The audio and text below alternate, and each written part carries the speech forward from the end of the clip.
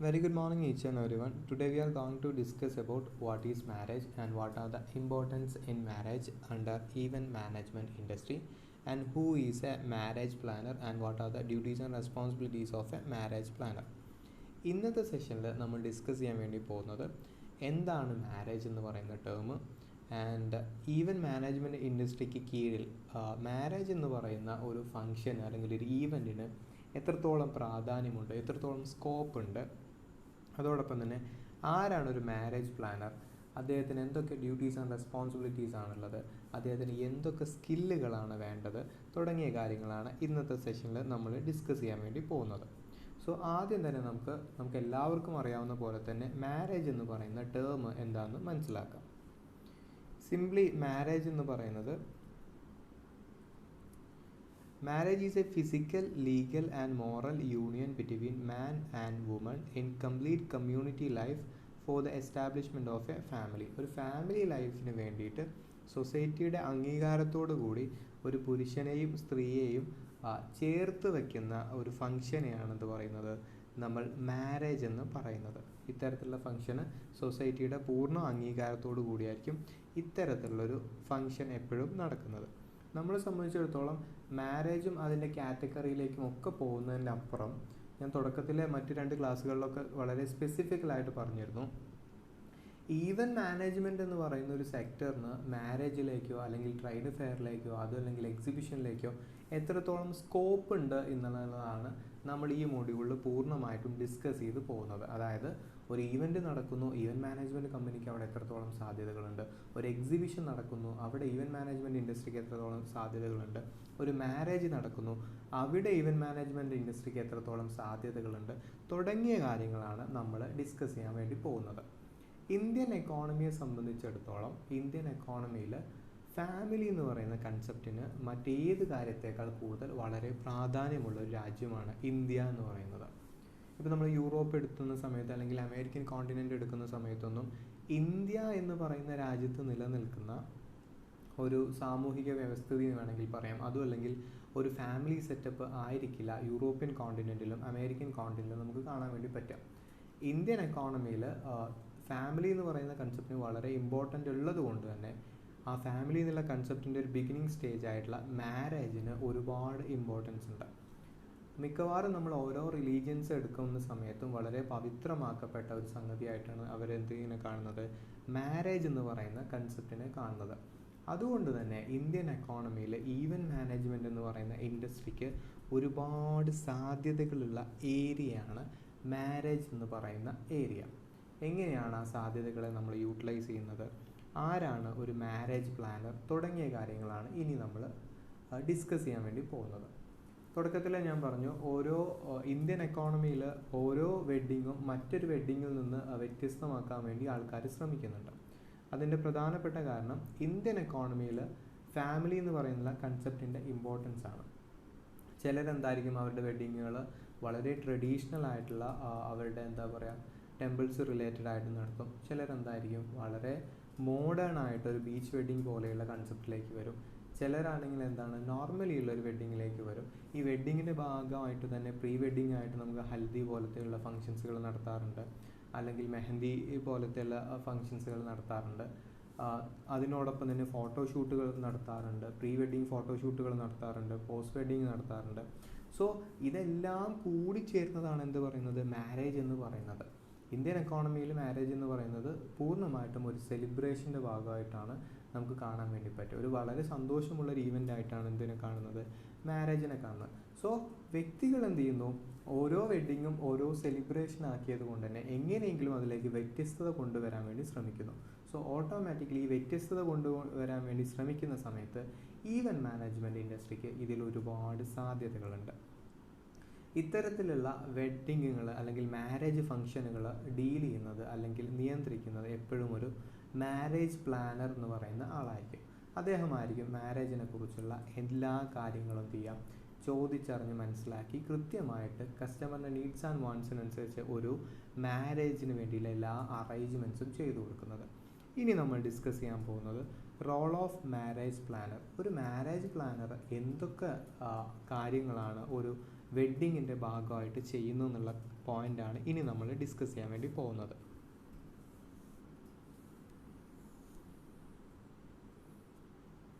The first very point എന്താണ് പറയുന്നത് വെച്ച് കഴിഞ്ഞാൽ, meeting with the client couple to identify their proposed vision for the day, their practical requirements and their budget. ഓരോ ആൾക്കാരെ സംബന്ധിച്ചിടത്തോളം ഓരോ ആൾക്കാരുടെയും വിഷനും മിഷനൊക്കെ എന്തായിരിക്കും, ഡിഫറെൻ്റ് ആയിട്ട് കിടക്കും. ചിലരുടെ വെഡ്ഡിങ് ചിലരെന്തായിരിക്കും വളരെ ട്രഡീഷണൽ ആയിട്ടുള്ള രീതിയിൽ അമ്പലത്തിലോ അതും അല്ലെങ്കിൽ ചർച്ചിലോ അങ്ങനെ റിലേറ്റഡ് ആയിട്ടുള്ളൊരു സ്ഥലത്ത് വെച്ച് നടത്തണം എന്നായിരിക്കും ചിലർ ആഗ്രഹിക്കുന്നത്.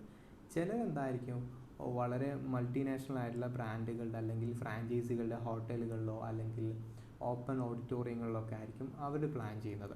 സോ നമ്മളൊരു മാരേജ് പ്ലാനർ എന്നുള്ള നിലയിൽ ഒരു മാരേജ് ഫംഗ്ഷൻ കണ്ടക്ട് ചെയ്യാൻ വേണ്ടിയിട്ട് നമ്മൾ കമ്മിറ്റഡ് ആകുന്നതിന് മുമ്പ് നമ്മൾ കൃത്യമായിട്ട് എന്ത് ചെയ്യണം, അവരെന്താണ് മനസ്സിൽ കാണുന്നുള്ള വിഷൻ എപ്പോഴും ഗുഡ് കമ്മ്യൂണിക്കേഷനിലൂടെ നമ്മൾ എന്ത് ചെയ്യണം, മനസ്സിലാക്കി എടുക്കണം. അതോടൊപ്പം തന്നെ പ്രാക്ടിക്കലായിട്ടുള്ള കാര്യങ്ങളാണോ എന്ന് ഉറപ്പുവരുത്തണം. അതോടൊപ്പം വളരെ ഇമ്പോർട്ടൻ്റ് ആയിട്ടുള്ള കാര്യം അവർ എസ്റ്റിമേറ്റ് ചെയ്യുന്നൊരു ബഡ്ജറ്റ് ഉണ്ടായിരിക്കും. ചിലപ്പോൾ 2 ലക്ഷം രൂപയായിരിക്കും അവരുടെ വെഡ്ഡിങ്ങിന് വേണ്ടിയിട്ടുള്ള ഒരു എസ്റ്റിമേറ്റ് ആയിട്ടുള്ള ഒരു ബഡ്ജറ്റ് ഇട്ട് വെച്ചിരിക്കുക. അവരുടെ റിക്വയർമെൻറ്റ്സ് എന്ന് പറയുന്നത് ഭയങ്കര ഹൈ ആയിരിക്കും. സോ നമുക്ക് എന്ത് ചെയ്യാൻ പറ്റില്ല, ഒരു റിക്വയർമെൻറ്റ്സിനെ ഡിപ്പെൻഡ് ചെയ്തിട്ടായിരിക്കും നമ്മളെപ്പോഴും പറയുന്നത് ബഡ്ജറ്റ് എന്ന് പറയുന്ന സാധനം നമ്മൾ എന്ത് ചെയ്യുന്നത്, ഫിക്സ് ചെയ്യുന്നത്. സോ അവരുടെ റിക്വയർമെൻറ്റ്സിന് അനുസരിച്ചുള്ള ഒരു ബഡ്ജറ്റ് ആയിരിക്കണം നമ്മൾ എന്ത് ചെയ്യുന്നുണ്ട്, പ്രിപ്പയർ ചെയ്യേണ്ടത്. രണ്ടാമത്തെ പോയിന്റിലേക്ക് വരാം. Additional meeting are essential through out the pre wedding period to feedback on the progress, discuss ideas and confirm actions as well as to discuss any problems or changed requirements arising. നമ്മൾ തുടക്കത്തിലെ ആദ്യത്തെ stage എന്ന നിലയിൽ കൃത്യമായിട്ട് ക്ലയൻറ്റിനെ കാണുന്നു, കൃത്യമായിട്ട് ക്ലയൻറ്റിനോട് communicate ചെയ്യുന്നു, ക്ലയൻറ്റിൻ്റെ മനസ്സിലുള്ള കൃത്യമായിട്ടുള്ള മാരേജിനെ കുറിച്ചുള്ള വ്യൂസും ഐഡിയാസും നമ്മൾ കളക്ട് ചെയ്യുന്നു, അവർക്ക് എന്തൊക്കെ കാര്യങ്ങളാണ് വേണ്ടത് നമ്മൾ മനസ്സിലാക്കുന്നു, അതിനെക്കുറിച്ചുള്ള ഒരു ബഡ്ജറ്റ് പ്ലാൻ അവർക്ക് കൃത്യമായിട്ട് കൊടുക്കുന്നു. രണ്ടാമത്തെ സ്റ്റേജിലേക്ക് വരുന്ന സമയത്ത് എന്താണ്, എപ്പോഴും മീറ്റിംഗ് നടത്തണം എന്നാണ് പറയുന്നത്. അതായത് ക്ലയൻറ്റിനെ സംബന്ധിച്ചിടത്തോളം ക്ലയൻറ്റ് ഞങ്ങൾ ഏകദേശം ഇങ്ങനെയാണ് പ്ലാൻ ചെയ്ത് വെച്ചിരിക്കുന്നതെന്ന് പറയുമ്പോൾ ഓട്ടോമാറ്റിക്കലി നമ്മൾ എന്ത് ചെയ്യും, വേറെ അവിടെ ഇങ്ങനെ ഉണ്ടായിരുന്നു അത് കുറച്ചും കൂടെ നന്നായിരുന്നു എന്നുള്ള നിലയ്ക്കൊക്കെ സജഷൻസ് വരും. സോ ക്ലയൻറ്റിനെ സംബന്ധിച്ചിടത്തോളം ക്ലയൻറ്റിൻ്റെ മൈൻഡ് എപ്പോഴും മാറാൻ വേണ്ടിയിട്ടുള്ളൊരു സാധ്യതകളുണ്ടല്ലേ. അതായത് അവിടെ ഇങ്ങനെ ആയിരുന്നു ഒരു ഫംഗ്ഷൻ നടത്തിയത്, നമുക്ക് അതുപോലെ ആക്കാം എന്നുള്ള രീതിയിലാകാം. ചിലപ്പോൾ വേറെ ഇപ്പോൾ ഈ മാരേജിൻ്റെ ഭാഗമായിട്ട് വരുന്ന F&B സർവീസിൽ വരുന്ന ഡെസേർട്ടുകൾ മാറ്റണം എന്ന് പറയായിരിക്കാം. അതും അല്ലെങ്കിൽ എന്താണ് മെയിൻ കോഴ്സുകൾ നമുക്ക് നോൺ വെജ് 3 ഉള്ളത് 4 ആക്കണം എന്നായിരിക്കാം, അല്ലെങ്കിൽ 4 ഉള്ളത് 2 ആക്കി ചുരുക്കണം എന്നായിരിക്കാം.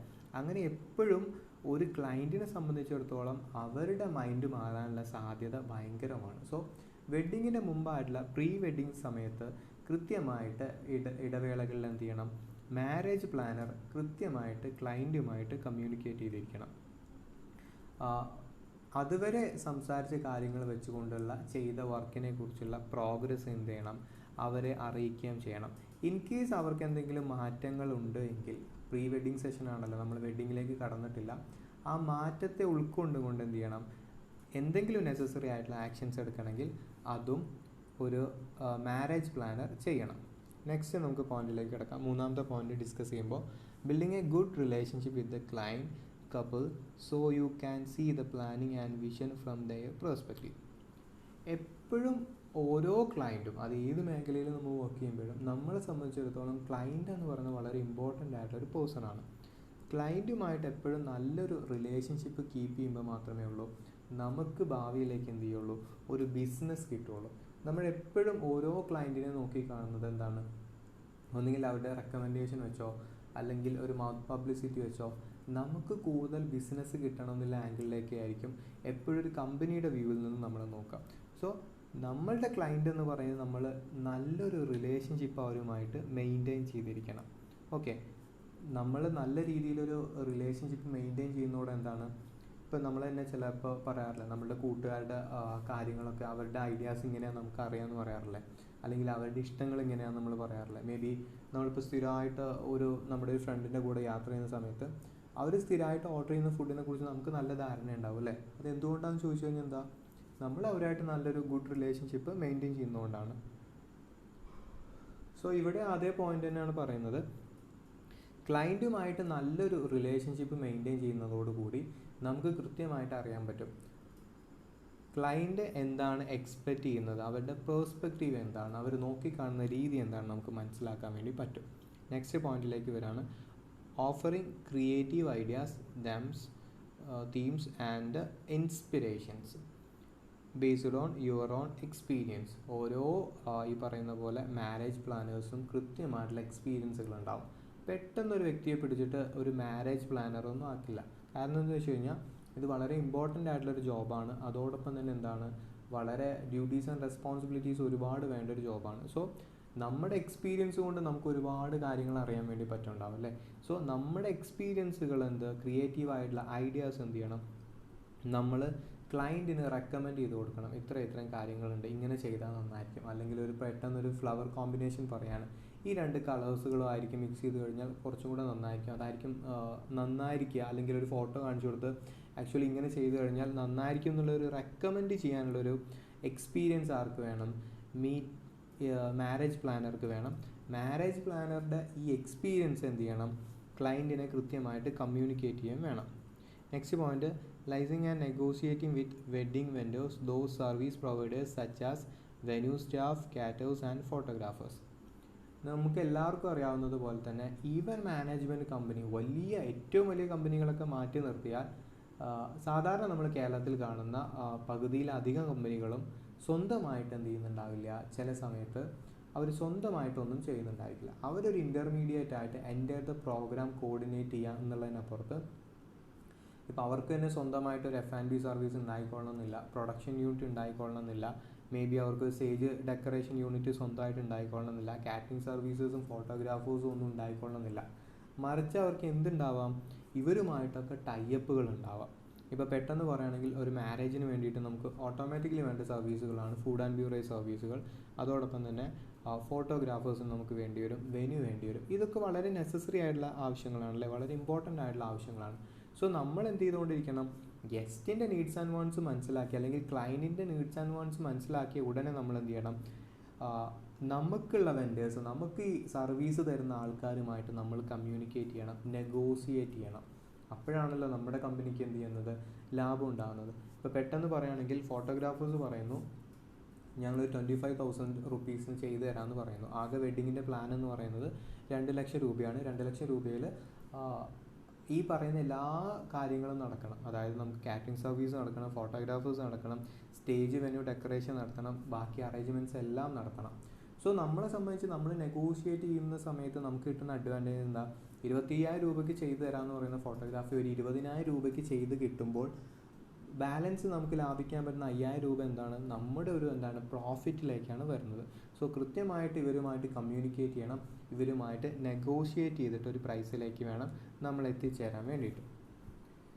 നെക്സ്റ്റ് നമ്മൾ ഡിസ്കസ് ചെയ്യാൻ പോകുന്ന 6th പോയിൻ്റാണ് maintaining calendars and diaries which outline the timeline to the big day and ensuring that noted actions such as paying deposit to ensure services actually take places. Okay, simply പറയുകയാണെങ്കിൽ നമ്മൾ ഈവൻറ്റിൻ്റെ ഭാഗമായിട്ട് ഒരുപാട് കാര്യങ്ങൾ ചെയ്തിട്ടുണ്ടായിരിക്കും അല്ലേ. May be നമ്മൾ vendors എന്തെങ്കിലും ഉണ്ടാവും, ഇപ്പോൾ ഫോട്ടോഗ്രാഫേഴ്സ് നമ്മളൊരു 4-5 പേരുമായിട്ട് എന്ത് ചെയ്യുന്നുണ്ടാവും, കമ്മ്യൂണിക്കേറ്റ് ചെയ്യുന്നുണ്ടാവും. ഇന്ന ദിവസം ഇന്ന സ്ഥലത്ത് വെച്ച് നമുക്കൊരു ഫോട്ടോ ഷൂട്ട് സെഷൻ നടക്കുന്നുണ്ട്, നിങ്ങളുടെ ഒരു പേയ്മെൻറ്റ് പറയുമെന്ന് പറയും. നമ്മൾ ഓട്ടോമാറ്റിക്കലി ഒരു 5 പേരെടുത്ത് എൻക്വയറീസ് കൊടുക്കുന്നുണ്ട്. നമ്മൾ പിക്കപ്പ് ചെയ്ത ഒരാളുണ്ടായിരിക്കണം അല്ലേ, അയാളുമായിട്ട് എന്ത് ചെയ്യണം, കൃത്യമായിട്ട് കമ്മ്യൂണിക്കേറ്റ് ചെയ്ത് കാര്യങ്ങൾ ഡിസ്കസ് ചെയ്യണം. അതോടൊപ്പം തന്നെ മാരേജ് എന്ന് പറയുന്നത് ഒരു ചെറിയ ദിവസമൊന്നുമല്ല അല്ലേ, വളരെ ഇമ്പോർട്ടൻ്റ് ആയിട്ടുള്ള ലൈഫിൽ നടക്കുന്ന വളരെ ഇമ്പോർട്ടൻ്റ് ആയിട്ടുള്ള ദിവസമായതുകൊണ്ട് തന്നെ എന്ത് ചെയ്യണം, അതിലേക്ക് വേണ്ടിയുള്ള എല്ലാ നിലയ്ക്കും നമ്മൾ ഒരുങ്ങണം. കാരണം നമ്മളാണ് ഒരു മാരേജ് പ്ലാനർ എന്ന നിലയിൽ നമ്മളാണ് എന്ത് ചെയ്യുന്നത്, ആ മാരേജിനെ കൃത്യമായിട്ട് നടത്തിക്കൊണ്ട് പോകുന്നത്. നമ്മൾ കൊടുത്ത പൈസയെക്കുറിച്ചുള്ള കാര്യങ്ങൾ, നമ്മൾ ചെയ്ത ഡ്യൂട്ടീസ് ആൻഡ് റെസ്പോൺസിബിലിറ്റീസിനെക്കുള്ള കാര്യങ്ങൾ കൃത്യമായിട്ട് എന്ത് ചെയ്യണം, നമ്മൾ മെൻഷൻ ചെയ്ത് വെച്ചിരിക്കണം. കാരണം ഒരു ചെറിയ ഫംഗ്ഷൻ അല്ല നടക്കാൻ പോകുന്നത്, വളരെ ഇമ്പോർട്ടൻ്റ് ആയിട്ടുള്ളൊരു ഫംഗ്ഷനാണുള്ള ബോധം എന്ത് വേണം, ഒരു മാരേജ് പ്ലാനർ എന്ന നിലയ്ക്ക് നമുക്ക് വേണം. നമ്മൾ കൃത്യമായിട്ട് കൊടുക്കുന്ന പേയ്മെൻറ്റുകളുടെയും നമ്മൾ കൃത്യമായിട്ട് ഉണ്ടാക്കി വെക്കുന്ന കോൺട്രാക്റ്റുകളുടെയും ഒരു കൃത്യമായിട്ടുള്ളൊരു പിക്ചർ എന്ത് ചെയ്യണം, നമുക്ക് ഉണ്ടാക്കി എടുക്കാൻ പറ്റണം. Next point, maintaining detail schedule, contact and budget record. നേരത്തെ പറഞ്ഞൊരു പോയിൻറ്റിൻ്റെ ഒരു കണ്ടിന്യൂഷനായിട്ട് നമുക്ക് പറയാം. മെയിൻറ്റെയിനിങ് ഡീറ്റെയിൽഡ് ഷെഡ്യൂൾ, അതായത് കൃത്യമായിട്ടുള്ളൊരു ഷെഡ്യൂൾ ഉണ്ടായിരിക്കണം. ഫോട്ടോഗ്രാഫേഴ്സ് രാവിലെ 8 മണിക്ക് വരണം എന്ന് പറഞ്ഞു കഴിഞ്ഞാൽ ഫോട്ടോഗ്രാഫേഴ്സ് ഒരു ഉച്ചയ്ക്ക് ഊണ് കഴിക്കാൻ നേരത്ത് വന്നിട്ട് കാര്യമുണ്ടോ? ഇല്ല. അവരെ കൃത്യമായിട്ട് ഈ സമയത്തേക്ക് വേണമെന്ന് പറഞ്ഞിട്ട് കൃത്യമായിട്ട് ഈ സമയത്തേക്ക് എത്തിക്കുക എന്നുള്ള ആരുടെ ഡ്യൂട്ടീസ് ആൻഡ് റെസ്പോൺസിബിലിറ്റീസ് ആണ്? ഒരു മാരേജ് പ്ലാനറെ സംബന്ധിച്ചിടത്തോളം കൃത്യമായിട്ടുള്ള ഒരു ഡ്യൂട്ടീസ് ആൻഡ് റെസ്പോൺസിബിലിറ്റീസ് ആണ്. നമ്മൾ ലഞ്ച് ടൈം ഫിക്സ് ചെയ്തിട്ടുള്ളത് 11 o'clock നമ്മൾ അവിടെ എത്ര മണിക്ക് എത്തണം? മേ ബി ഒരു 9 o'clock 10 o'clock എത്തി അതിന് വേണ്ടിയുള്ള ബാക്കി അറേഞ്ച്മെൻറ്റ്സ് എല്ലാം ചെയ്തിട്ട് കൃത്യസമയത്ത് കൊടുക്കാൻ പറ്റണം. ഇതിന് വേണ്ടിയുള്ള ഒരു കൃത്യമായിട്ടുള്ള ഷെഡ്യൂൾ ഉണ്ടാക്കുന്നതോടൊപ്പം കൃത്യമായിട്ട് എന്ത് ചെയ്യണം? ഇവരുമായിട്ട് അതായത് നമ്മുടെ സർവീസ് പ്രൊവൈഡേഴ്സുമായിട്ട് ഒരു കോൺടാക്റ്റ് മെയിൻറ്റെയിൻ ചെയ്യണം. ബഡ്ജറ്റുകളെ കുറിച്ചുള്ള കൃത്യമായിട്ടുള്ള റെക്കോർഡ്സുകൾ മെയിൻറ്റെയിൻ ചെയ്യണം. മേ ബി നമ്മളുടെ ഒരു ഫോട്ടോഗ്രാഫ്സ് വരുന്ന സമയത്ത് മേ ബി അവർക്ക് അഡ്വാൻസ് കൊടുക്കേണ്ടി വരും, ഫുഡ് ആൻഡ് ബീവറേജിന് അഡ്വാൻസ് കൊടുക്കേണ്ടി വരും. അതും അല്ലെങ്കിൽ മേ ബി ഒരു ട്രാൻസ്പോർട്ടേഷൻ വരികയാണ്, പെട്ടെന്നൊരു വണ്ടി വരുന്നു, എന്തെങ്കിലും ഒരു സാധനം ഡെലിവർ ചെയ്ത് പോകുന്നു, അവർക്ക് നമ്മൾ പൈസ കൊടുക്കേണ്ടി വരും. സോ നമ്മളുടെ എൻ്റയർലി നമ്മുടെ കയ്യിൽ നിന്നുള്ള ഫിനാൻഷ്യൽ ട്രാൻസാക്ഷൻസിൻ്റെ ഒരു ബഡ്ജറ്റ് റെക്കോർഡ് എവിടെ ഉണ്ടായിരിക്കണം? ഒരു മാരേജ് പ്ലാനറിൻ്റെ കയ്യിൽ ഉണ്ടായിരിക്കണം. ആ very final point, being available on the day and coordinate the event. Being available on the day and coordinate the event. നമ്മൾ ഇത്രയും കാര്യങ്ങൾ ചെയ്തിട്ട് നമ്മൾ ആ വെഡ്ഡിങ് ദിവസം നമ്മൾ ലീവാക്കിയിട്ട് കാര്യമുണ്ടോ? ഇല്ല. നമ്മളാണ് ഇത് എൻ്റയർലി കോർഡിനേറ്റ് ചെയ്യുന്നത് എന്നുള്ള ബോധ്യം നമുക്ക് വേണം. ഇത് വളരെ പ്രധാനപ്പെട്ട ഒരു ദിവസമാണെന്നുള്ള ബോധ്യം നമുക്ക് വേണം. നമ്മളുടെ സർവീസിനെ ഡിപ്പെൻഡ് ചെയ്തുകൊണ്ടാണ് ആ ദിവസത്തെ ഒരു ഹാപ്പിനെസ് ഉണ്ടാവുന്നത് എന്നുള്ള കൃത്യമായിട്ടുള്ള ഒരു അണ്ടർസ്റ്റാൻഡിങ് ആർക്ക് വേണം? ഒരു മാരേജ് പ്ലാനർക്ക് ഉണ്ടായിരിക്കണം. എന്നിരുന്നാൽ മാത്രമേ ഉള്ളൂ ആ ഒരു ഫംഗ്ഷൻ എന്തിലേക്ക് എത്തുക? ഒരു സക്സസ്ഫുൾ ആയിട്ടുള്ള ഒരു ഫംഗ്ഷനായിട്ട് മാറിയുള്ളൂ. സോ നമ്മൾ ആ ഒരു ദിവസം കൃത്യമായിട്ട് ആ സ്പോട്ടിൽ ഉണ്ടായിരിക്കണം. നമ്മൾ നമ്മളുടെ സർവീസ് പ്രൊവൈഡേഴ്സിനെ കൃത്യമായിട്ട് മനസ്സിലാക്കിയിരിക്കണം. അവർക്ക് കൃത്യമായിട്ടുള്ളൊരു ഷെഡ്യൂൾ ലിസ്റ്റ് കൊടുത്തിരിക്കണം. കൃത്യമായിട്ട് എല്ലാ സർവീസും പ്രോപ്പറായിട്ടല്ലേ നടക്കുന്നത് നമ്മൾ ഉറപ്പ് വരുത്തണം. മേ ബി ഇപ്പോൾ നമ്മൾ ഫുഡിൻ്റെ കേസ് പറയുകയാണെങ്കിൽ നമ്മൾ 3 നോൺ വെജുകളാണ് പറഞ്ഞിട്ടുള്ളത്, ഡിഷസാണ് പറഞ്ഞിട്ടുള്ളതെന്ന് വിചാരിക്കുക. അവർ സർവ് ചെയ്യുന്ന 2 നോൺ വെജ് ആണെങ്കിൽ എന്ത് ചെയ്യണം? നമ്മളത് ഐഡൻറ്റിഫൈ ചെയ്ത് നമ്മൾ റെക്ടിഫൈ ചെയ്യണം. ഫോട്ടോഗ്രാഫേഴ്സ് ഇന്ന സമയത്ത് വരണം എന്ന് പറയുമ്പോൾ തന്നെ അവർ വന്നിട്ടുണ്ടോ എന്ന് എന്ത് ചെയ്യണം? നമ്മൾ ഉറപ്പ് വരുത്തണം. എൻ്റയർ ദ പ്രോഗ്രാം എന്ന് പറയുന്നത്, അതിൻ്റെ ചാർട്ട് എന്ന് പറയുന്നത്, അതിൻ്റെ ഒരു ബ്ലൂ പ്രിൻ്റ് എന്ന് പറയുന്നത് ഒരു മാരേജ് പ്ലാനറാണെന്നുള്ള ബോധ്യം നമുക്ക് വേണം. അതോടൊപ്പം തന്നെ കൃത്യമായിട്ട് ആ ആക്ടിവിറ്റി എന്ത് ചെയ്യണം? നമ്മൾ കോർഡിനേറ്റ് ചെയ്യും കൂടെ വേണം. ഇത്രയും ഡ്യൂട്ടീസ് ആൻഡ് റെസ്പോൺസിബിലിറ്റീസ് ആണ്, അല്ലെങ്കിൽ ഒരു മാരേജ് ഫംഗ്ഷനിൽ മാരേജ് പ്ലാനർക്കുള്ള റോളുകളാണ് നമ്മൾ 8 പോയിന്റുകളായിട്ട് ഡിസ്കസ് ചെയ്തത്. ഇനി നമുക്ക് ഡിസ്കസ് ചെയ്യാനുള്ളത് what are the skills required to become a marriage planner. ഒരു മാരേജ് പ്ലാനർ ആയിത്തീരാൻ എന്തൊക്കെ സ്കിൽസാണ് റിക്വയർഡ് ആയിട്ടുള്ളതെന്ന്. അഫ്കോഴ്സ് ഞാൻ തുടക്കത്തിലേ പറഞ്ഞു, ഇന്ത്യൻ എക്കോണമിയിൽ, ഇന്ത്യൻ കമ്മ്യൂണിറ്റിയിൽ മാരേജ് എന്ന് പറയുന്നത് വളരെ സെലിബ്രേഷൻ മൂഡിൽ നടത്തുന്ന ഒരു ഫംഗ്ഷനാണ് അല്ലേ? മാരേജ് ആരെങ്കിലും വളരെ സങ്കടത്തോടു കൂടി നടത്താറുണ്ടോ? ഇല്ല. വളരെ സെലിബ്രേഷനോട് കൂടി, വളരെ ഹാപ്പിനെസ്സോട് കൂടി നടത്തുന്ന ഒരു ഫംഗ്ഷനാണ് മാരേജ് എന്ന് പറയുന്നത്. സോ മാരേജിൻ്റെ ഭാഗമായിട്ട് ഒരുപാട് ക്രിയേറ്റീവായിട്ടുള്ള കാര്യങ്ങൾ നടക്കാറുണ്ട്. മേ ബി സ്റ്റേജ് ഡെക്കറേഷൻ ആയിരിക്കാം, അല്ലെങ്കിൽ സീറ്റിംഗ് അറേഞ്ച്മെൻറ്റ്സ് ആയിരിക്കാം, അല്ലെങ്കിൽ ഫുഡ് ആൻഡ് ബീവറേജിൻ്റെ സർവീസ് ആയിരിക്കാം, അല്ലെങ്കിൽ ഹൽദി മെഹന്തി പോലുള്ള കാര്യങ്ങളിലായിരിക്കാം. സോ ക്രിയേറ്റീവായിട്ടുള്ള സ്കില്ല് ആർക്ക് വേണം? ഒരു മാരേജ് പ്ലാനർക്ക് ഉണ്ടായിരിക്കണം. രണ്ടാമത്തത് financial and negotiation skill. Finance manage ചെയ്യാനുള്ളൊരു കഴിവ് വേണം. അതോടൊപ്പം തന്നെ സർവീസ് പ്രൊവൈഡേഴ്സിനോട് നെഗോഷിയേറ്റ് ചെയ്യാനുള്ളൊരു കഴിവും കൂടെ ആർക്ക് വേണം? മാരേജ് പ്ലാനർക്ക് വേണം. മൂന്നാമത്തത് പ്രോബ്ലം സോൾവിങ് സ്കിൽ. നമ്മളുടെ ഏതൊരു ഇൻഡസ്ട്രി എടുത്താലും, ഏതൊരു മേഖല എടുത്താലും പ്രോബ്ലംസ് ഇതിൻ്റെ ഒക്കെ ഭാഗമാണ് അല്ലേ? ഇപ്പോൾ വെഡ്ഡിങ്ങിലാണെങ്കിലും പ്രോബ്ലംസ് ഉണ്ടായിരിക്കാം, ഈവൻറ്റിലാണെങ്കിലും പ്രോബ്ലംസ് ഉണ്ടായിരിക്കാം, ട്രേഡ് ഫെയറിലാണെങ്കിലും പ്രോബ്ലംസ് ഉണ്ടായിരിക്കും. സോ ഈ പ്രോബ്ലംസ് സോൾവ് ചെയ്യാനുള്ള സ്കിൽ ആർക്ക് ഉണ്ടായിരിക്കണം? ഒരു മാരേജ് പ്ലാനർക്ക് ഉണ്ടായിരിക്കണം. അടുത്തത് ഫ്ലെക്സിബിലിറ്റി.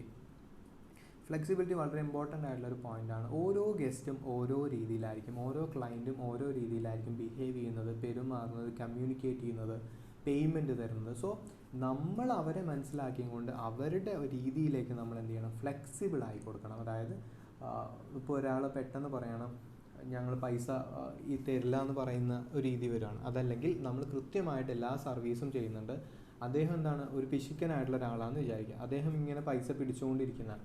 നമുക്കപ്പോൾ പെട്ടെന്ന് ദേഷ്യം വന്നിട്ട് നമ്മൾ എന്ത് ചെയ്യാൻ പാടില്ല? അദ്ദേഹത്തെ ഹരാസ് ചെയ്യുന്ന പോലെ ഒന്നും സംസാരിക്കാൻ പാടില്ല. നമ്മൾ അദ്ദേഹത്തെ എന്ത് ചെയ്യണം? വളരെ ഫ്ലെക്സിബിളായിട്ട് ഡീൽ ചെയ്യണം. ഓരോ വ്യക്തികളും ഒരു വ്യക്തിയിൽ നിന്ന് വ്യത്യസ്തമാണ്. ചിലർ ഭയങ്കര പെട്ടെന്ന് എന്താ ഹീറ്റായിരിക്കും, ചിലർ വളരെ കാം ആൻഡ് ക്വയറ്റ് ആയിരിക്കും, ചിലർ എന്തായിരിക്കും പേയ്മെൻറ്റിൻ്റെ കാര്യത്തിൽ ഭയങ്കര ഡിലേ ആയിരിക്കും, ചിലരെന്തായിരിക്കും പേയ്മെൻറ്റ് വളരെ പെട്ടെന്ന് തരും. ഓരോ ക്ലയൻറ്റും ഓരോ രീതിയിലാണ് കമ്മ്യൂണിക്കേറ്റ് ചെയ്യുന്നത്, ഓരോ മെത്തേഡിലാണ് എന്ത് ചെയ്യുന്നത്, നമ്മളുമായിട്ട് ഡീൽ ചെയ്യുന്നത്. സോ നമ്മൾ ഫ്ലെക്സിബിൾ ആയിരിക്കണം. നെക്സ്റ്റ് പോയിന്റ് എന്ന് പറയുന്നത് ലിസണിങ് സ്കിൽ, അതായത് നമ്മൾ കേൾക്കാനുള്ളൊരു എന്താ പറയുക, ഒരു ക്ഷമ നമ്മൾ കാണിക്കാം. ഓരോ ക്ലയൻറ്റിൻ്റെ റിക്വയർമെൻറ്റ്സ് ഡിഫറെൻ്റ് ആയിരിക്കും. ചിലർ പറയും ഇന്ന് 2 ലക്ഷം രൂപയ്ക്കുള്ള വെഡ്ഡിങ് ആണെന്ന് പറയും. ചിലപ്പോൾ നാളെ പറയുന്നത് ആ വെഡ്ഡിങ്ങിൻ്റെ പ്ലാൻ ഒന്ന് മാറ്റി ഒരു ബഡ്ജറ്റ് മാറ്റിയിട്ട് ഞങ്ങളൊരു 3 ലക്ഷം രൂപയുടെ ആക്കിയിട്ടുണ്ടെന്ന് പറയും. ചിലപ്പോൾ 2 ദിവസം കൂടെ കഴിഞ്ഞാൽ പറയും ഞങ്ങളത് ചുരുക്കിയിട്ട് 1 ലക്ഷം രൂപയുടെ ആക്കിയിട്ടെന്ന് പറയും.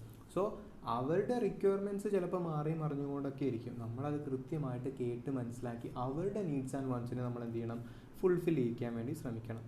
അടുത്ത പോയിന്റ് പേഷ്യൻസ്. പേഷ്യൻസ് വളരെ ഇമ്പോർട്ടൻ്റ് ആണ് ഈവൻറ്റ് മാനേജ്മെൻറ്റ് ഇൻഡസ്ട്രിയിൽ. ഓരോ വ്യക്തികളും തുടക്കത്തിൽ ഞാൻ പറഞ്ഞ പോലെ ഓരോ രീതിയിലായിരിക്കും പെരുമാറുന്നത്. ഓരോ ഈവൻറ്റിൻ്റെയും ഔട്ട്കം ഓരോ രീതിയിലായിരിക്കും. കാരണം ഇത് സർവീസ് ഇൻഡസ്ട്രിയാണ്. നമുക്ക് എപ്പോഴും ഒരേ ഔട്ട്കം തന്നെ ആയിരിക്കും കിട്ടണമെന്നില്ല. ചിലപ്പോൾ എന്തായിരിക്കും, എക്സ്ട്രാ ഓർഡിനറി ആയിട്ടുള്ള ഒരു പെർഫോമൻസ് ആയിരിക്കും ഒരു ഈവൻറ്റ് മാനേജ്മെൻറ്റ് കമ്പനി നടത്തുക. ചിലപ്പോൾ എന്തായിരിക്കും, ആവറേജ് ആയിരിക്കും. ചിലപ്പോൾ എന്തായിരിക്കും, എബോവ് ആവറേജ് ആയിരിക്കും. പക്ഷേ എപ്പോഴും കൺസിസ്റ്റൻ്റ് ആയിട്ട് എല്ലാ ഫങ്ഷൻസും 100% പെർഫെക്ഷനോടുകൂടെ ചെയ്യാൻ പറ്റും ഇല്ല. സ്വാഭാവികമായിട്ട് എന്തുകൊണ്ടാണത്, അത് സർവീസ് ഇൻഡസ്ട്രി ആയതുകൊണ്ടാണ്. സർവീസ് ഇൻഡസ്ട്രി ആകുമ്പോൾ എന്താണ്, അതിന് വേരിയബിൾ വരും, അതായത് മാറ്റങ്ങൾ വരും. നമുക്ക് ഒരേ സർവീസ് ഒരേപോലെ എല്ലാ സമയത്തും കൊടുക്കാൻ പറ്റില്ല. അതിൻ്റെ റീസൺ എന്താണ്, ഇത് കൊടുക്കുന്നത് ഹ്യൂമൻ ബീയിങ്സ് ആണ്. സോ നമ്മൾ പേഷ്യൻ്റ് ആയിട്ടിരിക്കണം.